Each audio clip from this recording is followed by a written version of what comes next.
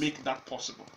Now, that's what brings me to how do we, document our goals. So I tell people, yes, you have to write your goals down, but more than writing your goals down, it's because our mind doesn't think in words, thinks in pictures. If I mention a pencil, you don't think in terms of pencil, you think of a particular pencil, right? So that's the best way to set goals. There's a concept called the concept of vision board. So for example, if I want to ride a car, the question is, what type of car, right? Do I take a picture of that car and put it somewhere that I can always see it? So it's not just about saying, I'm going to write my goals. It's saying, look, can I put a picture of the car? What exact car do I want? Put a picture of the car somewhere. This is something that I have done so many times, and I mean, I can't give a lot of details here, but I have done this, I have taught this, it's worked amazing. I mean, I've seen my life turn out exactly how it looked on my vision board. Ladies and gentlemen, I beg. I never need that before. So it looks like hocus pocus. So what's the science of making this happen, right? Now, the science is this. Once you're clear about what you want and you have a picture of it, what happens is that every opportunity that would make that possible, you start to notice them. I'll give you a perfect example. Now, have you ever thought about the fact that maybe you decided that you want to get into a profession, say music or broadcasting, right? And as you start to, get a little closer to that profession, it starts to occur to you that there's a lot more people around your life at that time that are in broadcasting. Yes. Right? It wasn't your decision that made them to go into broadcasting, but your decision made you to recognize all of the opportunities around you that relate to broadcasting. So a lot of people that don't have goals, what happens is that if you don't have goals or have things that you're looking at, you don't recognize all the opportunities that bring it. In brain science, it's called a reticular activation system, something in your brain that helps you recognize. It's the same reason why when you get a pay raise, have you ever gotten more money and then you walk into a supermarket and all of a sudden maybe you used to take a particular cereal, you now see a higher one, and then you're out there getting a picture of what you want and then putting it on the vision board. So now my question is, sometimes putting up a picture, a lot of things feed against them. For instance, you squat with people and you don't really have the luxury of probably your room or a place where you can have a vision board, or maybe now you get your place, but then you have a lot of other people around you. Then you just I get you. Perfect. Right? This is it. Because now, if anybody's ever going to be successful in this life, and I tell people that the number one rule is that you must have somebody or a group of people that you're either too afraid to disappoint or too ashamed to disappoint. Right?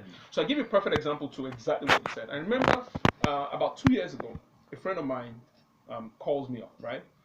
We were roommates in my 400 level, and it so happens that we had so in the room, my locker would open this way and his will open this way. So if both of us were in our wardrobes, he could see what I pasted, right? So he calls me up and he says, Ezekiel, I think that I should have been doing what you're doing. And I said, what? He said that he noticed that back in the day when we were in university, that every time that he opens and he sees that, he'll be like, this stupid boy. What? I mean, we're in university, why are you writing 5 million naira check? But now 5 million naira is not a problem for me. It's long gone, right? So he says that maybe he should have been doing that, and now 5 million naira will not be a problem for him. So the thing is, knowing that somebody is there and the person is looking at you, is a major reason why you want to do it, right? You want to prove somebody wrong. You just can't afford to fail. You cannot, because now if you fail, you'll be ashamed in front of those people, right? Wouldn't be putting unnecessary pressure on yourself? Oh, listen, we need pressure. Human beings do not succeed without pressure. That's another problem. We run away from pressure. And you know this thing you say it's true, because sometimes when you do things like that, you go kind of broaden your mind. You expand your mind. It's okay. This one I'm doing now, I can achieve this thing, this particular thing I wrote down. I can achieve it in 2 years. What else should I do? By that time your head go kind of expand to do a whole lot of stuff. You can't even work on your own craft more. You can't like that. I think that's really true. Everybody where I know, they know how much I love to do this, and then I don't feel afford to fail, because then they tell me, say, no, tell them all, we are looking up to you. Exactly. And some of them are even starting to say, show you that I made the right decision, right? And we need, human beings, we can never achieve anything reasonable without pressure. I don't understand why people run away from pressure. Diamond is just dirt that is under pressure. Right? Diamond is just carbon, really, just worthless carbon that people use to cook. Yes, very true. Put it under intense pressure over a couple of years, it becomes diamond, the most precious thing in the world, right? So we need the pressure. So more than just writing down your goals is putting up pictures for the theme of your year. So for example, as I'm going into next year, I have a theme for my year, right? I have a certain amount that I want to make. People who work with me know that over the next 5 years, I've written out checks. Once I wake up by my bed, there's a check there that I wrote to myself. I won't call the amount. It's in my office. It's on my table. My entire marketing team is right there. Everybody knows what we're looking at. So we've broken that into a couple of years and said, okay, we're going to do this next year, right? And as we're doing that, as I'm looking at all of the people in my team, now my people who work for me are aware. Right? That puts me under pressure, isn't it? Yeah. Because the next 5 years is not going to come and I'm like, we didn't do it. No. Because now I have to get out there and do it. So every morning when I wake up, all the opportunities that are going to happen, make that happen. So what you then do once you have that thing is to now ask, if I want to do this for 1 year, how would I measure that I have reached a distance every quarter? Take 3 things, and not really goals, but they are themes. They are more than goals.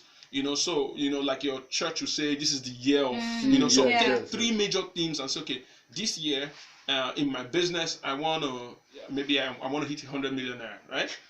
As in my family, I want to, buy a house.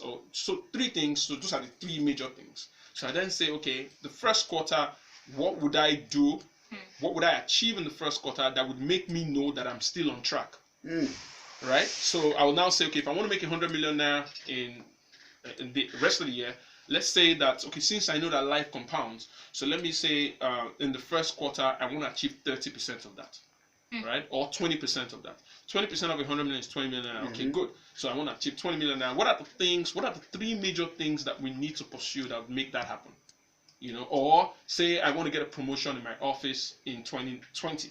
So by the first quarter, I want to have X amount of things in my appraisal. So what are the 3 major things? Do I have to attend a training? Do I have to start networking properly in the office? What are the type of things that I need to start to do? Itemize at least 3 of those things that you have to do every quarter. Break it down to 3 things you have to do every month. But here's where you need to get to. You need to get to 3 major things that you have to do every single day. Because life doesn't change by months. Life changes moment to moment. And those 3 things... You need to get to 3 major things. 3 major things that you have to do. So I'll give you an instance. Okay. Yeah. So those 3 things can be, every single day, I would read a book. Let's say I want promotion at work. All right. I would read a book for 30 minutes that has to do with my next, I want my boss's job. So I read anything that I think is useful for him. I read something in that regard. That's 1. 2 is that I would make contact with certain people in other stations who are in that position to learn from them. But those are like 3 things that you have to do every day. So I'll give you an instance of myself. To 5 people that would promote my business. If midnight comes and I haven't hit 5 people, I would be awake and I would call 5 people. Because I have to, right? It's one of the top things that I have to do every single day. And one of the top things that I have to do every single day is that I also have to wake up at a particular time. Because I realize that waking up at that particular time gives me enough time to just think through my day and then know how my day is going to play out, right? The third very, very, very, very, very, very, very important thing for me is that every single day I have to think about 2 ways to be able to improve what we're doing. And I have to document it. Now, if I think about 2 ways to improve what I'm doing every day, at the end of the year, I'll have over 730 something ways to improve my business, right? If I talk to 5 people every single day, and those 5 people are clients or marketing people or people who are in one way going to bring money into my business, right? In a month, I would have spoken to at least 150 people. Right? In a year, I'll be talking to 1,700 people, 1,800 people as far as my business is concerned. Right? There's no how that you talk to connect with them. Right? Because your average. Because if you want to make 100 million naira, you have to have friends that are making 100 million naira. If you don't know them now, then you need to find them. You know, where do they hang out? What can you do for them to get into that circle and understand? If you have 5 poor friends, you're the sixth one. It's a prophecy. Everything around you. You know the reason why that happens? Because the most important thing that helps us, I tell people that in life, your dreams are not that important. That's the honest truth. They are very important, but they are not that important. You know what's most important? Circle. Your association. It is critical, because human beings, we are more obsessed with our desire to fit in than our desire to stand out. I tell people that, look, it's not about standing out again. It's about changing who you're standing with. If you stand outside, and it's only you that's outside for 2 hours, 3 hours, you will soon come inside. Exactly. Because you'll be the one that is stupid. And the only one. So I don't tell people to stand there anymore. I just tell them, look, change who you're standing with. Right? Because once you have better association, what happens is that if you take somebody who has no future ambition, no dreams, and you put him and he finds a way to show people who have big dreams, big futures, to measure, to feel like a part of the group, he will develop a dream. Exactly. He will develop big visions. If you take somebody who's very ambitious and you put that person amongst people who have no future ambition, to fit into the group, he'll lose all his dreams. Very true.